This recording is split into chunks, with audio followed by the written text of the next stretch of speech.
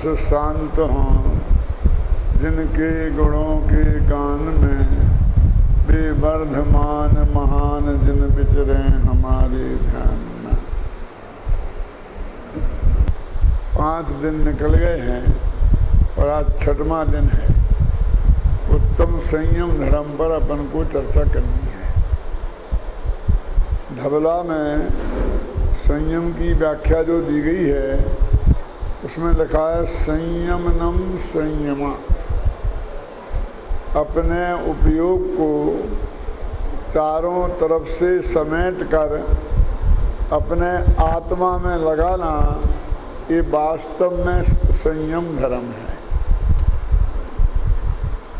और बाहर में 5 अणुव्रतों को धारण करना, महाव्रतों को धारण करना, समितियों का पालन करना, गुप्तियों का पालन करना, ये सब व्यवहार से बाह्य में धर्म है, ऐसा धबला में कहा है। और साथ में वहाँ ये भी लिखा है कि इसमें जो उत्तम शब्द लिखा है वो सम्यक दर्शन की सत्ता का सूचक है। फिर एक प्रश्न किया कि हमने तो बहुत से मिथ्या दृष्टियों को संयम धारण करते देखा है, और उनसे पूछा तो कहते कि हाँ अभी तो नहीं है हमें सम्यक दर्शन, पर संयम तो पाल लो, आखिर तो संयम पालन करना ही पड़ेगा ना, अपन पहले ही से पाल लेते हैं, क्या दिक्कत है। ऐसा प्रश्न किया कि शिष्य कहता है हमने तो अनेक लोगों को जो मिथ्या दृष्टि हैं, स्वयं को मिथ्या दृष्टि मानते हैं और फिर भी संयम धारण करते हैं। तो उसके जवाब में लिखा कि असंभव है, सम्यक दर्शन के बिना संयम होता ही नहीं है। छड़ाला में भी लिखा ना, सम्यक ज्ञानी होए बहुर दृढ़ चारित्र लीजिए। जब इस बात को कहा जाता है कि सम्यक दर्शन के बिना संयम होता ही नहीं है, तो वो लोग ऐसा समझते हैं कि संयम तो हमारे है ही, इसलिए सम्यक दर्शन भी होगा। उल्टा वो तो ये कहते हैं कि सम्यक दर्शन के बिना संयम होता ही नहीं है, और वो क्या कहते हैं संयम तो हमारे है ही, इसलिए सम्यक दर्शन भी होगा। क्या सम्यक दृष्टि को ये पता नहीं रहता है कि मेरे को सम्यक दर्शन है कि नहीं है, तो तुम होगा की भाषा में बात कर रहे हो।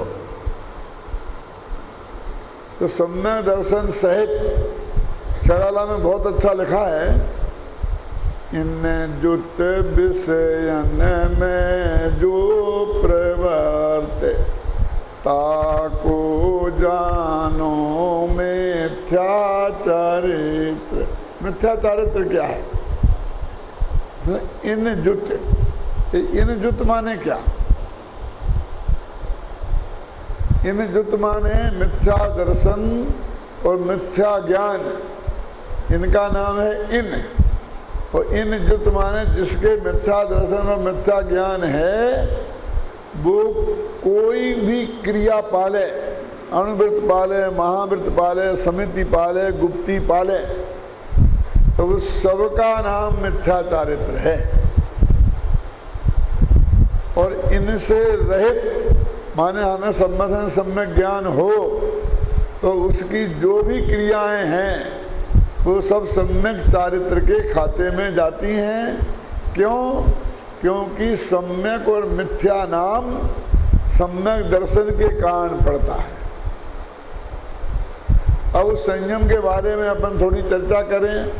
पूजन की पंक्ति में अपन पढ़ते हैं रोजाना, उसकी महिमा के बारे में बात करते हैं कि जिस बिना नहीं जिन राज सीझें, तू रुलो जग कीच में, एक घड़ी मत बिसरो करो, यह आयु जम मुख बीच में। ये जो पूजन है ना 10 लक्षण पूजन, ये संस्कृत में 10 लक्षण पूजन है। प्राकृत भाषा में, और पहले विद्वान लोग वो ही कराते थे, पर बाद में दयानंद राय जी ने उसी का सहारा लेकर ये हिंदी में बना दी। हम लोगों ने बहुत वर्षों तक वो पूजन कराई है। जिसमें लिखा ना, उसमें ये पंक्ति आती है, संयम बिन पलैक न जायू, कि संयम के बिना हमारे जीवन का एक पल भी बर्बाद नहीं होना चाहिए। और ये यहाँ लिखा है, ख्याल में है ना। तो वो कहते जिस बिना नहीं जिन राज सीधे, सीधे माने सिद्ध हुए। सीजना समझते हैं ना, कुछ चावल ऐसे हो तो जल्दी सीज जाते हैं, कुछ मूंग ऐसी होती है कितना ही पकाओ लेकिन वो सीजती नहीं है। सीजने का मतलब समझ गए। तो आत्मा का सीजना क्या है? सिद्ध होना। कि जिस बिना नहीं जिनराज, जिनराज माने तीर्थंकर, तीर्थंकर भी संयम धारण किए बिना मोक्ष नहीं गए। जबकि नक्की था कि उन्हें इसी भव से मोक्ष जाना है, लेकिन उसके पहले ये भी नक्की था कि वे संयम धारण करेंगे। तो जिस बिना नहीं जिन राज सीधे, और तू रुलो जग कीच में। ये तू माने क्या है? तू किसे कहते हैं? तो तू का अर्थ नहीं जानते हम। दयानंद राय जी तुमसे कह रहे हैं कि तू रुलो जग कीच में। नहीं भैया, तुमसे नहीं कह रहे, वे तो अपने से कह रहे। क्या कह रहे? कि हे आत्मा, ध्यान सुन, जिस बिना नहीं जिन राज सीधे तू रोलो। अपनी आत्मा से कह रहे वे, माने उसका बोल तो रहे ऐसा कि तू रोलो, और अर्थ है ऐसा कि मैं रोलो। जिस बिना नहीं जिन राज सीधे, मैं रोलो भव कीच में।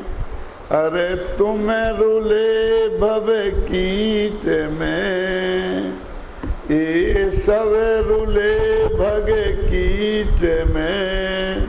ये सब रुली भव कीच में, हम सब रुले भव कीच में। इतना अर्थ है इसका। भले ही तू लिखा है, लेकिन तू माने हम सब। जिस बिना नहीं जिन राज सीझे, हम सब रुले भव कीच में। एक घड़ी मत बिसरो करो, संयम बिन घड़ी एक को न जाई। उसका अनुवाद है ना। एक घड़ी मत बिसरो करो, यह आयु जममुख बीच में। यमराज के मुख में है अपना माथा गला, कभी भी दबा दे वो, कभी भी हमारा देह छूट सकती है। इसलिए एक समय को भी इसे नहीं भूलना चाहिए। और फिर लिखा, संयम रतन समाल, विषय चोर बहु फिरत हैं। ये संयम रतन है भाई, इसकी संभाल करो, नहीं तर आजकल चोर चारों तरफ घूम रहे हैं। कौन चोर हैं? 5 इंद्रियों के विषय भोग, ये चोर हैं और तेरे संयम को चुरा लेंगे। क्यों? जिस संयम की इतनी महिमा है, विचार करो कि जिसके बिना तीर्थंकर को भी मोक्ष नहीं हुआ, तो वो संयम क्या 1-2 दिन रोटी छोड़ देने का नाम होगा? वो कितनी महत्वपूर्ण चीज होगी, उसकी हमें कल्पना करनी चाहिए। ये संयम 2 प्रकार का होता है, ये भी पूजन में लिखा है। काय छौ प्रतिपाल, 6 काय के जीवों की रक्षा करो, इसका नाम है प्राणी संयम। और पंचेंद्रिय मन बस करो, और 5 इंद्रियों और मन को अपने बस में करो, इसका नाम है इंद्रिय संयम। 2 संयम हो गए। 6 काय के जीवों की रक्षा, इसको बोलते प्राणी संयम। और 5 इंद्रियों और मन को बस में करना, इसको बोलते हैं इंद्रिय संयम। क्योंकि वे भी 6 हैं, 6 काय के जीव है ना, और ये इंद्रियां भी 6 हैं, 5 इंद्रियां और मन। तो इस तरह ये 12 प्रकार की आवृत्ति होती है। आप जानते हैं ना, मिथ्यात्व होता है 5 प्रकार का, आवृत्ति होती है 12 प्रकार की, प्रमाद होते हैं 15 प्रकार के, कसाएं होती हैं 25 प्रकार की, और योग होते हैं 3 प्रकार के, है ना। तो ये 12 आवृत्ति हैं। ये 12 आवृत्ति जाती हैं तो अंदर में संयम भाव प्रकट होता है। अब जरा अपन इस पर विचार करते हैं गंभीरता से। 6 काय के जीवों की रक्षा हो और 5 इंद्रियों और मन बस में हो, विषय कसाय में मन न जाए, तो उसका नाम संयम है। लेकिन इसी पूजन में एक पंक्ति और लिखी है,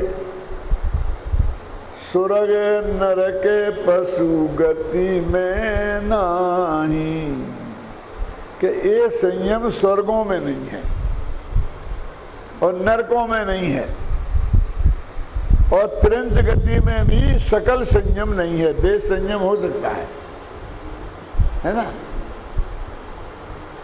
तो अब जरा विचार करो कि जो संयम स्वर्गों में नहीं है, नरकों में नहीं है, और हमने 2 दिन खाना नहीं खाया तो अपने को संयमी मान लिया, नरकों में भी सारी जिंदगी खाना नहीं मिलता है। क्यों? और स्वर्गों में भूख ही नहीं लगती है। सर्वार सिद्धि के अहमेंद्रों का विचार करो तो उन्हें मालूम 33,000 वर्ष में एक बार भोजन करने का विकल्प आता है। कितने में? 33,000 वर्ष।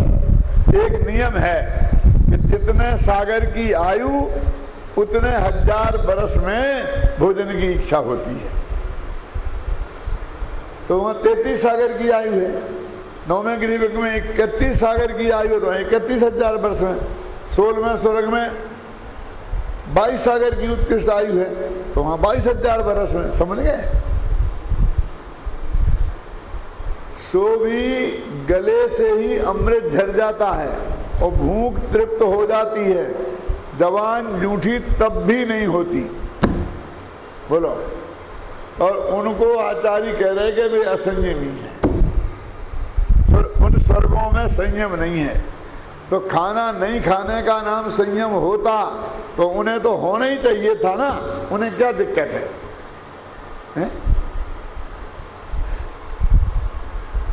कि ब्रह्मचर्य से रहें तो इसका नाम संयम होगा, है ना। स्पर्शन इंद्री को हमने बस में रखा। क्यों? तो तत्वार सूत्र में लिखा है, परे अप्रिविचारा। 16वें स्वर्ग के ऊपर उनके मन में भी विकल्प नहीं आता विषय भोग का।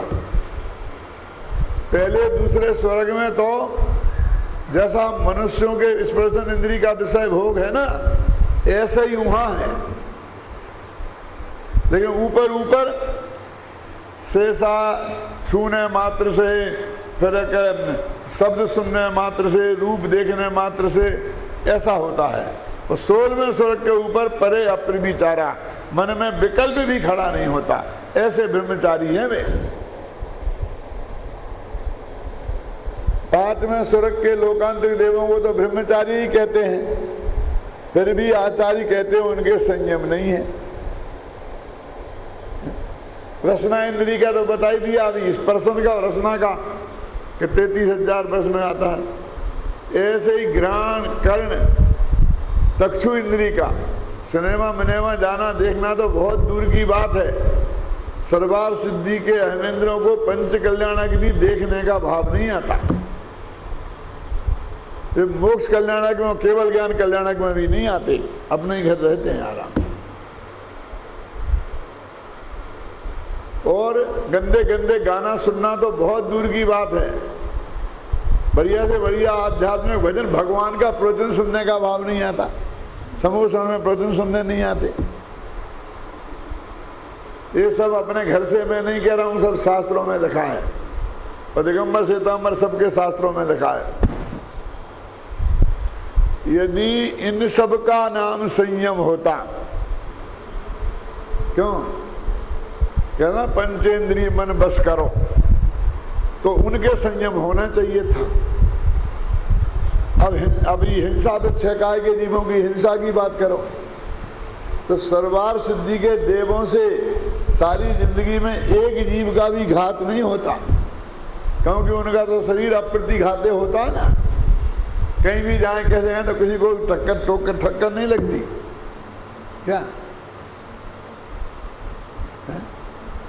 एक जीव का घात नहीं होता। और अपन कहेंगे झूठ बोलते होंगे, एक शब्द झूठ नहीं बोलते, एक नए पैसे की चोरी नहीं करते, और किसी की माँ बहन को छेड़ने की बात तो बहुत दूर, अभी बताया, मन में विकल्प तक नहीं आता। और परिग्रह जितना है जन्म से, उसके अलावा एक नया पैसा नहीं जोड़ते, अब 5 पाप भी नहीं है, और उन्हें कह रहे कि वे असंयमी हैं। और मनुष्य गति में संयम है। अब जरा अपन विचार करो, एक पंचम गुण स्थान वर्ती, दूसरी प्रतिमाधारी कोई जीव है। अब इस देश संयमी है, और मुनिराज सकल संयमी है ना अपने शास्त्र में। तो पहले अपन 5वें गुणस्थान की बात करते हैं, स्पर्शन इंद्रिय के विषय की बात। यद्यपि वो परस्त्री का सर्वथा त्यागी है, तो भी अपनी पत्नी तो है ही ना, बाल बच्चे भी होते हैं, और उसको कह रहे कि संयम है। तो स्पर्शन इंद्रिय का विषय है कि नहीं है? अब रसना इंद्रिय का, भले ही वो अशुद्ध खाना नहीं खाता होगा, तो ऐसा थोड़ी है कि अशुद्ध खाने में ही स्वाद है, शुद्ध खाने में स्वाद नहीं है क्या? क्यों? बिल्कुल पवित्र अटपहरा घी हो, हाथ चक्की का आटा हो, कुएं का पानी अपने हाथ से निकाल के बनाया हो खाना, तो वे बेस्वाद होता है क्या? क्या? ऐसे बहुत पदार्थ हैं इस जगत में जो अत्यंत पवित्र भी हैं और स्वादिष्ट भी हैं। क्यों?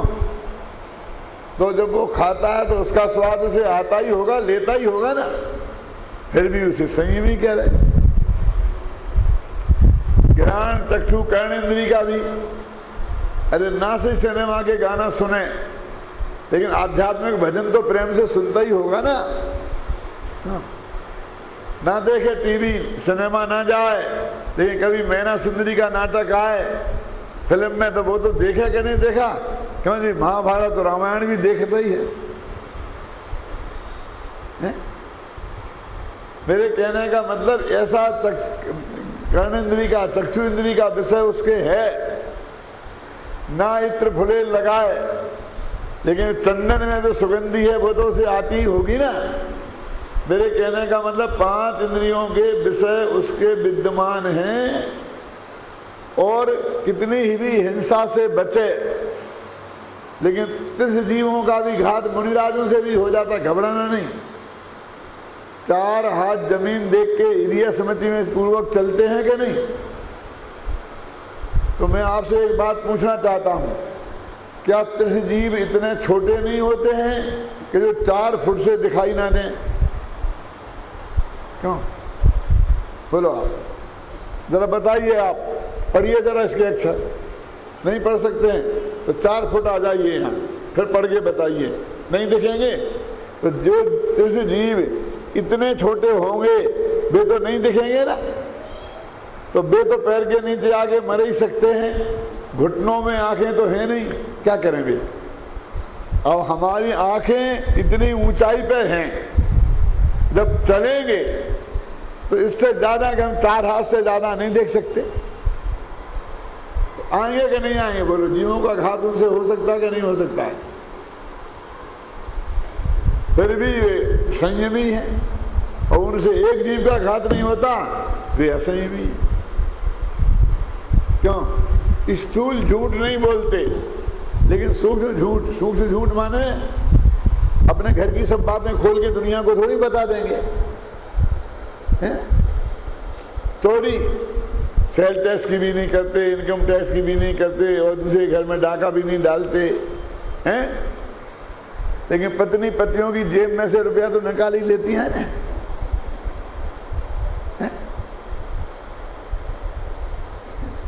मेरे कहने का अर्थ है कि वो स्थूल चोरी के त्यागी हैं, सूक्ष्म तो चलती ना। ऐसे ही दूसरे की माँ बहन पर खोटी निगाह नहीं डालें, लेकिन अपने पत्नी से तो प्रेम का व्यवहार करते ही है ना। हमारे चक्रवर्ती थे और बड़े बड़े तीर्थंकर भी थे, उनके भी बाल बच्चे हुए हैं ना। क्यों? और परिग्रह भी न्याय की मर्यादा में ही सही, लेकिन जोड़ते तो है ना। अणुव्रत लिया, परिग्रह परिमाण व्रत, अभी लाख ही रुपया पास में नहीं है, और 1 करोड़ का लिया, तो 1 करोड़ तक जोड़ेंगे कि नहीं जोड़ेंगे? फिर भी आचार्य कह रहे संयमी हैं। ऐसा लगता है कि शास्त्र मनुष्यों ने लिखे ना, और आचार्य भी मनुष्य गति में थे, तो अपने लिए सभी सुविधाएं पहले ही कर बैठे ना। क्यों? और उनको कह दिया संयमी है और हम संयमी हैं। अरे भाई, ऐसी बात नहीं, विचार करो गंभीरता से। संयम किस चिड़िया का नाम है जो उन मनुष्यों में है और उन देवताओं में नहीं है? सोचने की बात यह है। बस हमें थोड़ा सा यहाँ वहाँ बाहर का पाल लिया और अपने को संयमी समझने लग गए। क्या? तो इस भ्रम को निकाल देना।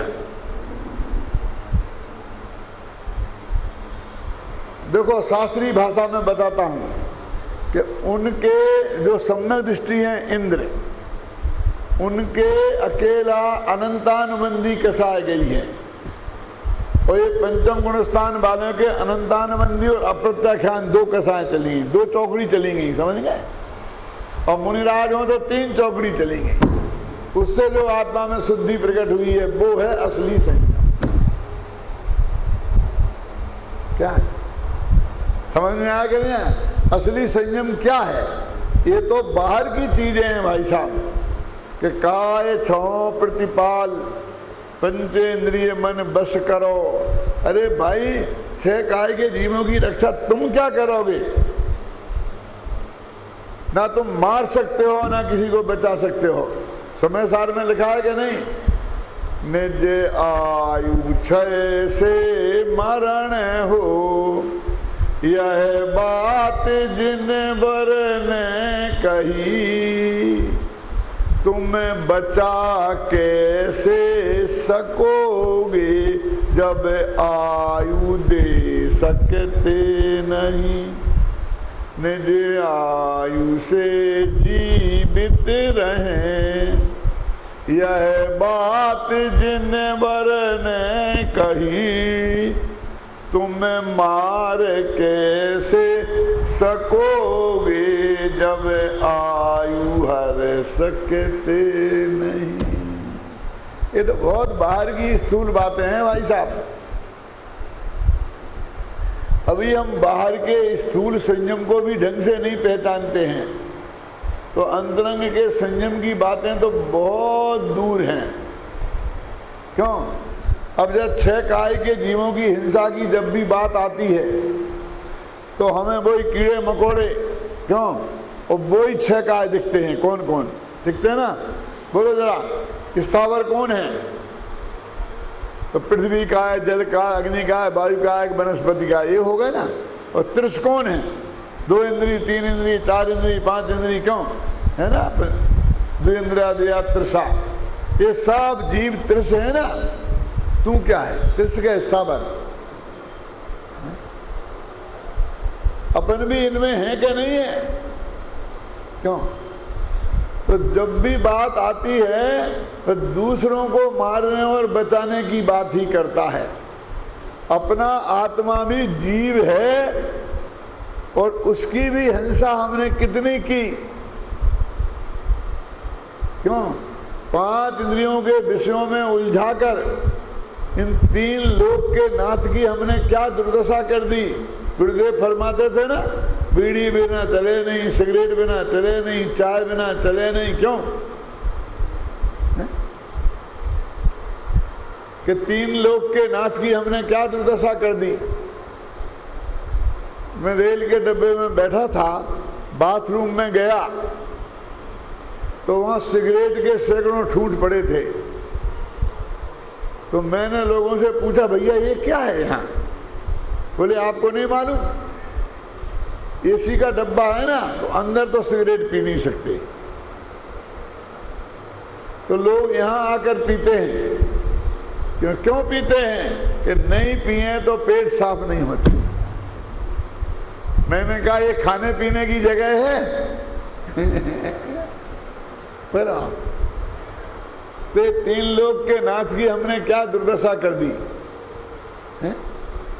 अपना आत्मा, अपने शुद्धोपयोग रूप प्राणों का घात किया। टोटल जी लिखते क्या नहीं लिखते हैं? तो उसका विचार ही नहीं करता कि 6 काय में मैं भी हूं। और सचमुच हमने किसी की हिंसा की है तो अपने आत्मा की है, और हम किसी को बचा सकते हैं तो अपने आत्मा को बचा सकते हैं। ख्याल में है ना? दूसरे को ना मार सकते हैं और ना बचा सकते हैं। वो तो सब बातें व्यवहार की हैं। ये मैं नहीं कहता हूँ कि मैं व्यवहार नहीं पालना चाहिए। व्यवहार तो हमारे जीवन में परम पवित्र होना ही चाहिए। ना हमें निश्चय की खबर है और ना हमें व्यवहार की खबर है, समझे ना? हम तो 5 इंद्रियों के ऐसे गुलाम हो गए हैं कि जिनका कोई हिसाब नहीं है। मैं एक प्रश्न करता हूं छोटा सा, कि हमारे पेट को 1 गिलास पानी चाहिए, क्योंकि पानी की कमी हो जाए तो कब्जियत हो जाएगी। चाहिए ना 1 गिलास पानी। अब मैं पूछता हूं कि ठंडा चाहिए कि गर्म? पेट को तो सिर्फ पानी चाहिए। क्यों? लेकिन ये हमें ठंडा पानी चाहिए। ये किसकी मांग है? ये स्पर्शन इंद्री की मांग है। ठंडा गर्म किसको मालूम पड़ता है? स्पर्शन इंद्री को। गर्म पानी से प्यास ही नहीं बुझती है। पेट में जो पानी की कमी है, वो पानी की कमी पूर्ति होगी कि नहीं होगी? लेकिन इसकी प्यास नहीं बुझी, माने क्या? इसे स्पर्शन इंद्री का मजा नहीं आया। क्यों?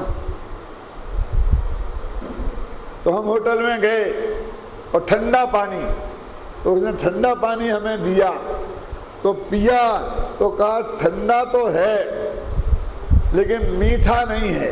ये मांग किसकी है? रसना इंद्री की। तो उसने कहा 2 चम्मच इसमें चीनी डाल दो। क्यों?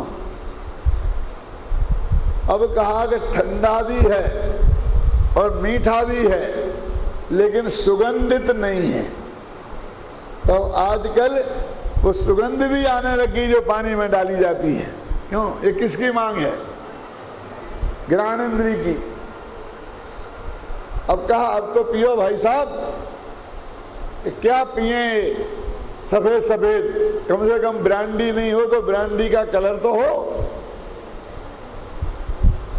और बाजार में अब ऐसे रंग भी आ गए हैं कि जो हम शरबत में डालते हैं, पानी में डाल के पीते हैं कि नहीं, तो वो भी डाल दिए कि अब तो पियो, कि ऐसी किचकिच में पिया जाएगा। जरा रेडियो सीलोन चालू करो, और वहां से गाना निकला, सावन का महीना पवन करे शोर, और 3 मिनट में वो गाना पूरा हुआ और हमने वो गिलास भर पानी पेट में डाला। क्यों? अगर हाँ अब मजा आ गया, तृप्ति हो गई, और फिर 5 रुपए का बिल आ गया। अब मैं पूछता हूं कि पेट को तो सिर्फ पानी की जरूरत थी, जो 1 गिलास मुफ्त में मिल सकता था उसी होटल में भी, क्यों?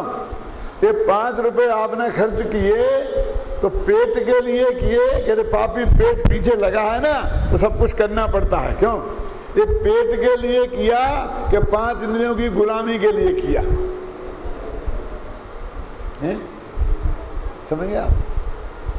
हर चीज में पेट को खाना, सब पापी पेट के लिए सब कुछ करना पड़ता है। अरे पेट के लिए तो ये अभी हिंदुस्तान एक ऐसा देश है कि पानी तो अभी मुफ्त मिल जाता है, अब धीरे धीरे नहीं मिलेगा। क्यों? और चाहो तो 2, 4, 5 रुपए में ऐसा शुद्ध सात्विक खाना भी मिल जाता है, पेट भर जाए, पेट की आवश्यकता की पूर्ति हो जाए। ये हमारे जो लाखों करोड़ों के खर्चे हैं ये पेट के लिए नहीं है। क्यों? ये हमारी 5 इंद्रियों की विषय की पूर्ति के लिए हैं। हमको 5 इंद्रियों के विषयों की पूर्ति करें, इसलिए हम इंद्रियों के गुलाम हो गए हैं। हमारा ज्ञान भी इंद्रियों के अधीन है और हमारा सुख भी इंद्रियों के अधीन हो गया है। इसलिए ज्ञान के और सुख के 2 भेद किए प्रवचन सार में, इंद्रिय ज्ञान और इंद्रिय सुख, और अतीन्द्रिय सुख और इंद्रिय सुख, ऐसे भेद किए कि नहीं किए? ये जो इंद्रियों के 5 इंद्रियों के जो भोग हैं, इनकी तो सारे लोग में निंदा होती है। ये भोग त्यागने योग हैं, भोग त्यागने योग हैं, है ना? और अपन जितनी भी इसे गालियां दो कोई ऐतराज करने वाला नहीं है। जैसे यहाँ की किसी सभा में खड़े होकर पाकिस्तान को जितनी भी गालियां दो कोई कुछ आपसे कहने वाला नहीं है। क्यों? लेकिन हिंदुस्तान के किसी हिस्से के बारे में कुछ कहा तो लेने के देने पड़ सकते हैं। क्यों? मैं अभी यहाँ ऐसा बोल दूँ, ये गुजराती लोग तो ऐसे ही होते हैं। क्या कहा पंडित जी? क्या समझे ना? मराठियों की तो ऐसी ही आदत होती है, तो जिसके बारे में बोलो वो मारने लड़ने मरने को आ जाएगा कि नहीं आ जाएगा। और पाकिस्तान को चाहे जितनी गालियाँ दो, यदि भोगों को चाहे जितनी गालियाँ दो, ये तो पाकिस्तान है, इसे कोई कुछ नहीं कहेगा। लेकिन हम कहेंगे कि इंद्रिय ज्ञान भी हेय है। क्यों? तो क्या बात करते हो? ये इंद्रियां तो हमारे को ज्ञान में सहायक होती हैं। हम तो इससे समय सार इसी से पढ़ते हैं और इसी कानों से तुम्हारा प्रवचन सुनते हैं, तुम इनको भी बुरा कहते हो। क्यों? इंद्रिय ज्ञान की निंदा नहीं कर सकते आप। मैं ये कहता हूं कि इंद्रियों से ज्ञान होता है कि इंद्रियों के माध्यम से ज्ञान की बर्बादी होती है? बताओ। भगवान आत्मा अंदर बैठा है ना, ये 5 इंद्रियां हैं। अब हम आंख से देखेंगे तो बाहर की चीज दिखेगी कि अंदर की? बताओ। अपने आत्मा को देखना है तो चश्मा लगाना पड़ेगा कि नहीं? आंखें खोलनी पड़ेंगी कि नहीं? क्यों? सामायिक की मुद्रा अपनी क्या है? आंख बंद करने की है भाई साहब। ये आंखों का दरवाजा बाहर को खुलता है, आंखों का नहीं, 5 इंद्रियों का। ये बाहर की चीजें वो भी अकेले पुद्गल को जानती हैं। आंखें हैं अकेले रंग को देखेंगी और वो भी बाहर के। खुद की आंख का रंग कैसा है आंखों को पता नहीं है, आंखों से नहीं देख सकते हैं। ख्याल में है ना? ऐसे ही स्पर्शन इंद्रिय है। मुझे बुखार हो तो मुझे पता नहीं चलता है, और तुम ऐसा हाथ पकड़ के छुओ तो अरे आपको तो बुखार है, ऐसा बोलते कि नहीं बोलते? ये स्पर्शन इंद्रिय भी बाहर को खुलती है। घ्राण भी बाहर से कोई दुर्गंध आए, सुगंध आए तो हमें मालूम पड़ती है पेट में क्या कौन सा माल पड़ा है। वो दुर्गंधित है कि सुगंधित, लेकिन आपको उसकी गंध आती है। और वही माल किसी रास्ते से निकल के बाहर आ जाए तो आपको बदबू आने लगती है, क्योंकि नाक भी बाहर को खुलती है, अंदर को नहीं, है ना? ये कान भी बाहर की आवाज सुनते हैं, अंदर की नहीं है?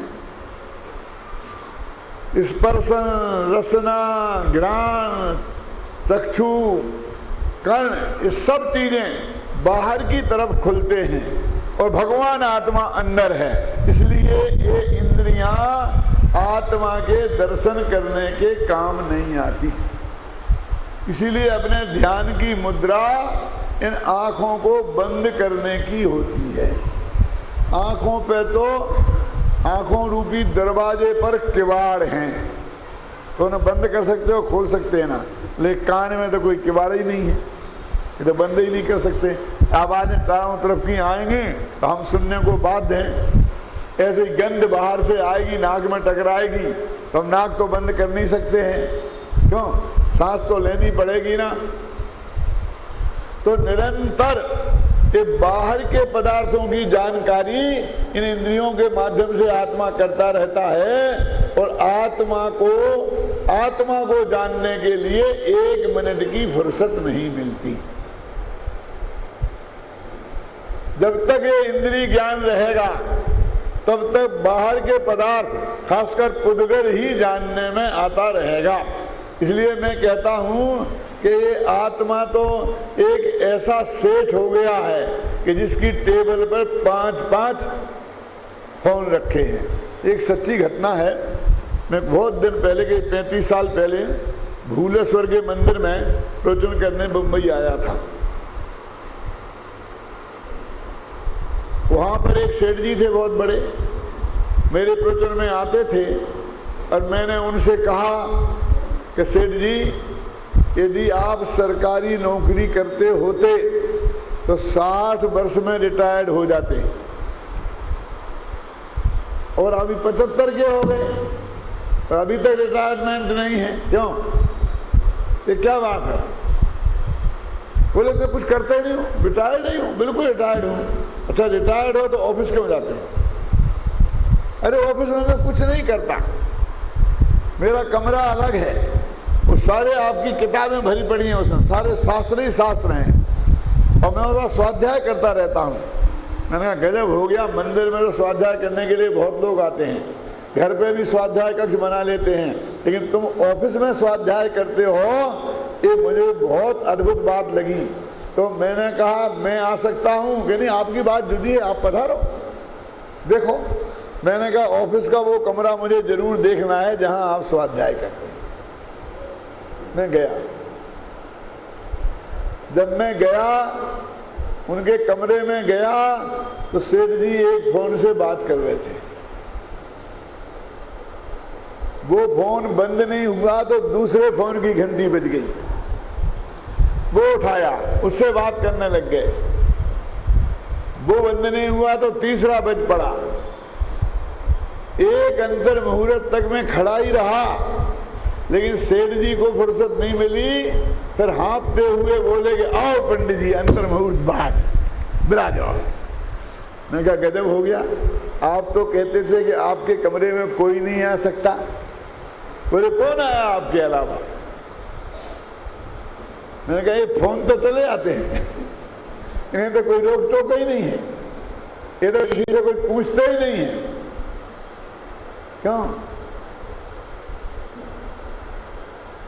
और आप तो अभी अंतर मुहूर्त तक इनसे ही बात करते रहे और आप तो कहते रहे मैं स्वाध्याय करता हूँ। एक किताब में तो कभी खुली दिखती ही नहीं है, वकीलों जैसी रखी है शोभा की, कभी केस आए तो उठा के देखने, कभी क्यों? क्या है,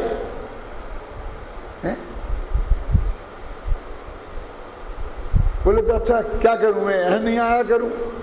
मैंने कहा नहीं, कमरा तो बहुत अच्छा है, तो एक काम करो कि इन 5 फोनों के कनेक्शन काट दो, फिर क्या खराबी है, यहीं बैठ के स्वाध्याय करो। लेकिन हमको एक समय ये फोन फुर्सत नहीं लेने देते हैं ना, हमें निवेदन करना पड़ता है कि भैया मोबाइल को स्विच ऑफ करके बैठना प्रवचन सुनने के लिए, नहीं तो यहीं घंटियाँ बजती हैं कि नहीं बजती हैं? बोलिए, कम से कम जब तक घर के फोन थे तब तक मंदिर में आते थे, उतने 10 घंटे तो आराम रहता था। अब तो 24 घंटा हमारे साथ रखा है, जिसे हम कहते बहुत आराम हो गया। आराम हो गया कि तकलीफ हो गई? बोलो। बोले साहब मैं कुछ करता थोड़ी हूँ यहाँ, सिर्फ हाँ और ना करता हूँ। मुनीम गुमास्ते पूछते हैं ना, तो मैं सिर्फ हाँ और ना कर देता हूँ कि देखें ये माल इस भाव है, खरीद लें? मैं हाँ, कि नहीं खरीदो, कि बेच दें? क्यों? बस सिर्फ हाँ और ना करते हैं और कुछ नहीं करते हैं। मैंने कहा हमको बेवकूफ़ समझते हो? हम क्या ये समझते हैं कि सेठ जी जाके ऑफिस में झाड़ू लगाते होंगे? ये तो हम भी जानते हैं,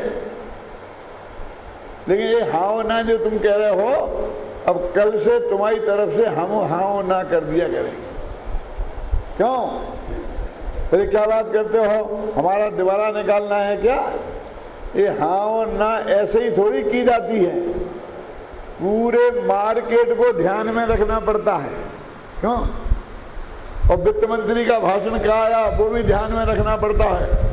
अब जब शेयर घटेंगे कि बढ़ेंगे, ये सब की बहुत स्टडी रखना पड़ती है। जैसे तुम समय सार की रखते हो ना, ऐसे हमें शेयर बाजार की रखना पड़ती है। क्यों? तब हम हाँ और ना कहते हैं तो कमाई होती है। बोलो, कुछ काम करते हैं कि नहीं करते हैं? कि कोरी हाँ और ना करते हैं। अरे दिमाग को तो एंगेज रखा ना। तो ऐसे ही हम 5 इंद्रियों के गुलाम हो गए हैं। टेलीफोन निरंतर आते रहते हैं। हम यहाँ बैठे हैं और एक ठंडी हवा का झोंका आया, भाई खिड़की बंद कर देना, इतनी सर्दी में ठंडी हवा आ रही है। क्यों? कुछ ना हमें परेशान किया। इतने में पान चबा रहे थे ना, तो मुंह में एकदम कोई चीज अटक गई। अरे क्या है? रसना इंद्री ने दिया, तो उस पर ध्यान गया। थोड़ी देर में भाई ये बदबू कहाँ से आ रही है, घ्राणेंद्रिय की सूचना पहुंच गई। जरा बाहर देखना कौन है कौन है। चक्षु इंद्री ने अपना काम किया है, और ये कान में जो आवाज़ें बहुत आ रही हैं, कहाँ से आ रही हैं? ये 5 सूचनाएं अंदर इंद्रियों के माध्यम से जाती हैं, और अंदर बैठा आत्मा क्या है? सेठ। सेठ माने श्रेष्ठ। इस श्रेष्ठ से बगड़कर सेठ बना है। श्रेष्ठी बोलते शास्त्रों में आता है ना, उस श्रेष्ठी से सेठ बना है। अब सेठ से सठ बन जाएगा।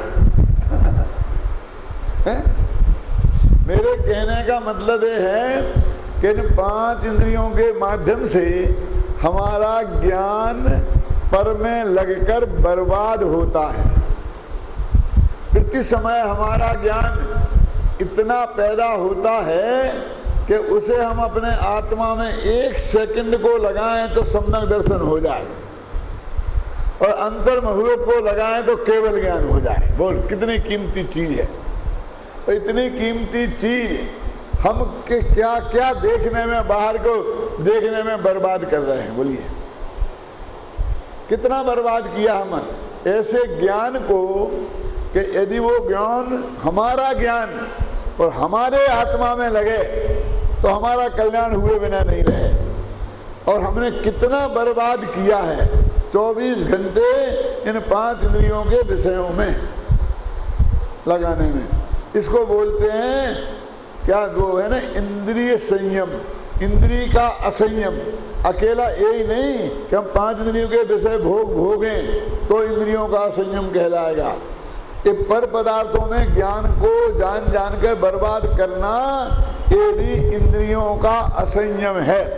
इसलिए वो धबर में लिखा है, संयमनम संयमा, अपने उपयोग को चारों ओर से समेटकर अपने आत्मा में ले जाना, उसका नाम वास्तव में संयम है ना? इंद्रिय संयम का मतलब क्या? ऐसे ही प्राणी संयम का मतलब क्या? हम कह रहे थे भाई देखो, अभक्त पदार्थों को जिसमें अनंत काय जीव होते हैं, ऐसे आलू जमीकंद वगैरह, इनका अनंत जीवों की हिंसा होती है। त्रिश जीवों की हिंसा होती है, तो त्रिश का होता ना, त्रिश हिंसा का त्याग, स्थावर हिंसा का त्याग। जब हम ये बात कह रहे थे तो एक लड़का खड़ा हुआ और बोला, पंडित जी मेरा एक प्रश्न है। मैंने कहा भैया बाद में पूछ लेना, मैं दुबला पतला आदमी हूँ। बोले नहीं, जवाब देना पड़ेगा। मैंने कहा अच्छा बोलो बोलो। आप कह रहे थे ना अभी आलू आलू की बात, कह रहे थे आलूओं में अनंत जीव होते। आलू समझते ना, बटाटा। मैंने कहा हाँ जरूर होते हैं, बिल्कुल अनंत जीव होते हैं। बोले उनकी उम्र कितनी होती है? तो मैंने कहा एक श्वास में 8-10 बार जन्म्यो मर्यो भर्यो दुख भार। एक श्वास में 18 बार जन्मता है और 18 बार मरता है। बोले अच्छा, तो हमने आलू खाए और जब दांत दबाए तो वो जो मरा वो उसकी आयु खत्म हो गई इसलिए मरा कि हमारे दांत के दबाने से मरा? क्या जब अपनी आयु से खत्म हो गई इसलिए मरा तो हमें क्या दोष है? आप क्यों मना करते हो आलू खाने को? आलू तो सागों का राजा है। मैंने कहा अच्छा राजा है? हाँ। तो मैंने कहा बेटा राजा को क्यों खाते हो, प्रजा को खाओ ना। अरे नहीं जवाब दो, मजाक में मत उड़ाओ। मैंने कहा सुनो सुनो सुनो, हमने सुना है कि बंबई में तुम्हारा 7 मंजिल का मकान है, कि होगा इससे क्या? सुनो पूरी बात तो सुनो। उसकी 3री मंजिल खाली है और बंबई में ऐसी पोजीशन है कोई घर में तो बाल बच्चे हो नहीं सकते हैं। आज तो कहीं भी नहीं होते, गांव में भी नहीं होते, अस्पताल में ही होते ना। तो 6 महीना पहले अस्पताल में रजिस्ट्रेशन कराना पड़ता है, तब जगह मिलती है। और ऐसे ही दिन रहे और 12 महीने में पहले रजिस्ट्रेशन कराने का नंबर आ गया तो रजिस्ट्रेशन कैसे कराएंगे? क्यों समझ गए? ऐसा करो कि तुम 3रे माले को एक जच्चा घर बना दो और नीचे मैदान छूटा है ना चारों तरफ, वहां 2-4 मुर्दा घर बना दो। वो जलाते हैं ना मरघट, क्योंकि लोग कहते हैं कोई मर जाता है तो 10-10 मील तक दूर ले जाना पड़ता है जलाने के लिए। तब वो एकदम लाल पीला होता हुआ बोला क्या समझते हो आपने हमारे घर को मुर्दा घर समझ रखा है, जच्चा घर समझ रखा है? मैंने कहा देखो भाई, वहां वही मुर्दे जलाए जाएंगे जिनकी हत्या नहीं हुई होगी, अपनी मौत मरे हैं, पुलिस केस नहीं होगा। और वही बच्चे पैदा होंगे जो बाकायदे अपने पति के संयोग से हुए हैं, अवैध संतान वहां पैदा नहीं होगी, इसकी गारंटी हम देते हैं। तो एकदम लाल पीला हो गया। मैंने कहा भैया तुम्हारे घर में मुर्दे जलें और बच्चे पैदा हों, इससे तो तुम्हें इतनी नाराज़ी होती है, लेकिन वो जो जीव अपनी आयु के क्षय होने से मरे, लेकिन मरे तो तुम्हारे मुंह में है क्यों? और वे वहीं जन्म भी ले लेते हैं। एक श्वास में 18 बार जन्मते हैं और 18 बार मरते हैं, कि मरते ही नहीं है, जन्म भी ले लेते हैं वहीं। तो तुमने जरा से स्वाद के लिए अनंत जीवों का जच्चा घर और अनंत जीवों का मुर्दा घर तुम अपने मुंह को बनाने के लिए तैयार हो? तो एकदम ठंडा पड़ गया और कहने लगा सही कहते हैं आप, अब मैं आज से आलू नहीं खाऊंगा। उसने तो छोड़े ही, लेकिन और लोगों ने सबने छोड़े, जितने लोग थे, हाँ हाँ हम नहीं खाएंगे आज से। लेकिन ये तो बम्बई की बात है, बड़ौदा वालों से मुझे कुछ नहीं कहना है।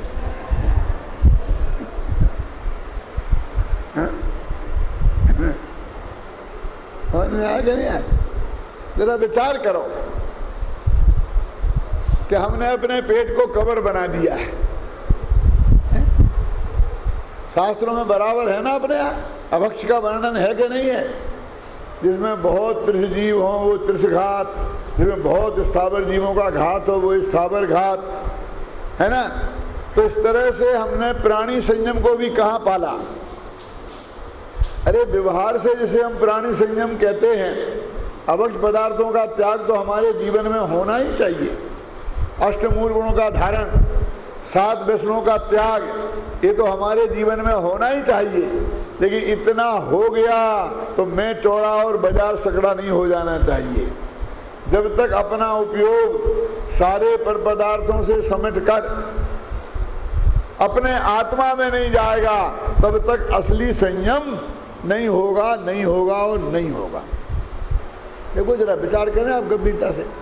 देखो, इंद्रियों के माध्यम से हमने ज्ञान की कितनी बर्बादी आज तक की है, समझे ना। इस ज्ञान को इंद्रियों के माध्यम से जब भी उपयोग करेंगे तब निश्चित रूप से पुद्गल ही जानने में आएगा, जीव नहीं आएगा।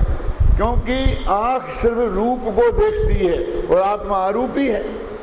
कान शब्द को सुनते हैं, आत्मा अशब्द है। नाक गंध को सूंघती है, आत्मा में गंध है ही नहीं। कान शब्दों को सुनते हैं, आत्मा अशब्द है, समझे ना। स्पर्श से भी रहत है, देखा ना। मैं ज्ञानानंद स्वभावी हूँ बोलते, मैं अरस अरूपी अस्पर्शी, पर से कुछ भी संबंध नहीं।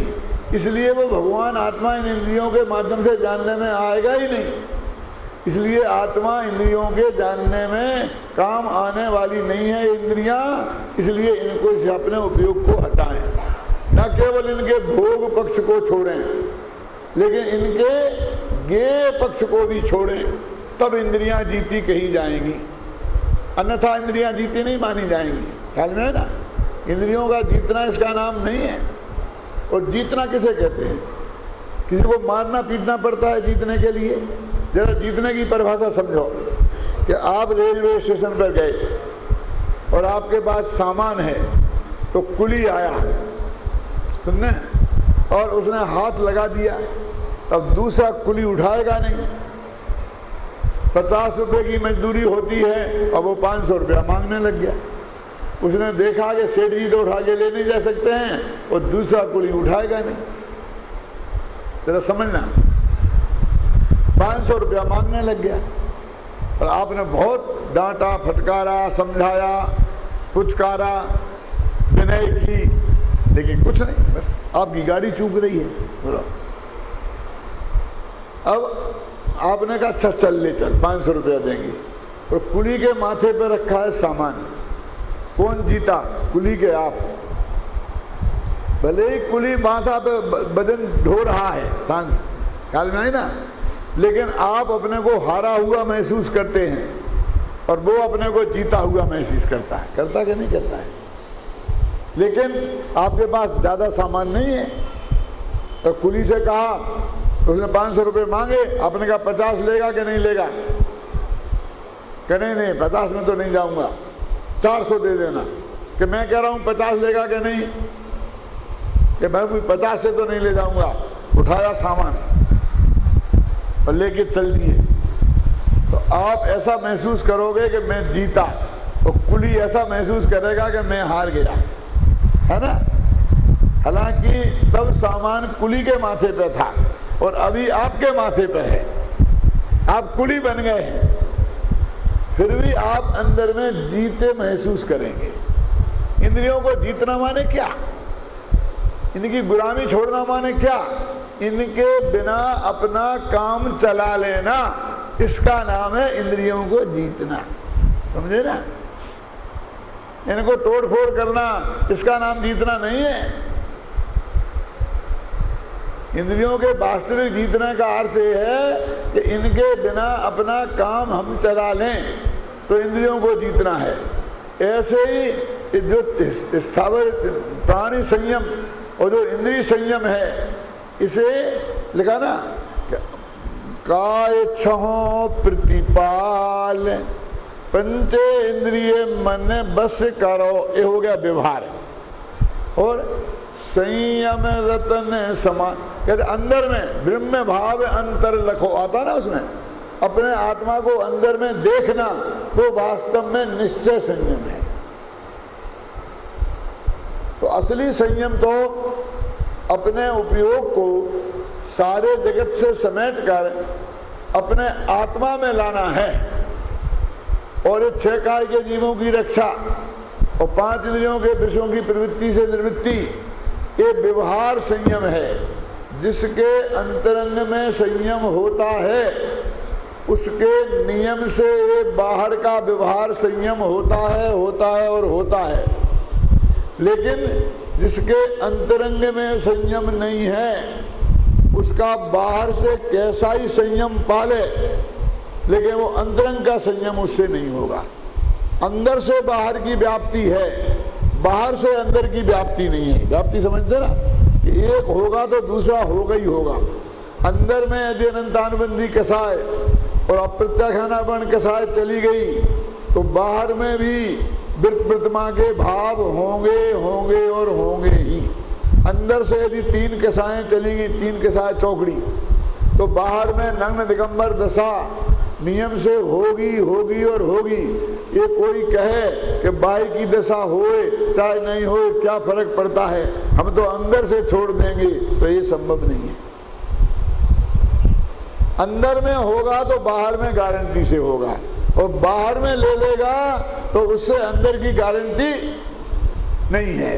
इसलिए उन्होंने कहा कि दोनों के अंदर में भगवान आत्मा को देखो, उसका ध्यान करना वो संयम है, उपयोग को संभालना वो संयम है, और बाहर में हिंसादि की प्रवृत्ति से अपने को बचाना और 5 इंद्रियों की विषयों की प्रवृत्ति से अपने को बचाना, ये संयम है।